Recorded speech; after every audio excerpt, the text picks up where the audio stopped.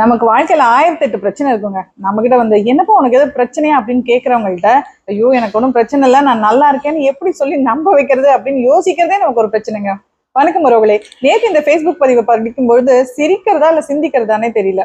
ஏன்னா நம்ம மேல உண்மையான பாசம் இருக்கிறவங்க வந்து உனக்கு எது பிரச்சனை அப்படின்னு நம்மள்ட்ட கேட்டா, எங்க நம்ம பிரச்சனையை அவங்கள்ட்ட சொன்னா அவங்க மனசு வருத்தப்படுவாங்களே அப்படின்னு கவலைப்படுறது நமக்கு ஒரு பிரச்சனை. சில பேர்கிட்ட எங்க நம்ம பிரச்சனையை சொன்னா வீட்டுல போய் கேசரி கிண்டி சாப்பிட்டு சந்தோஷமா இருப்பாங்களோன்னு பயந்துகிட்டு அவங்கள்ட்ட எப்படி சொல்லாம இருக்கிறது அப்படின்னு யோசிக்கிறது ஒரு பிரச்சனை.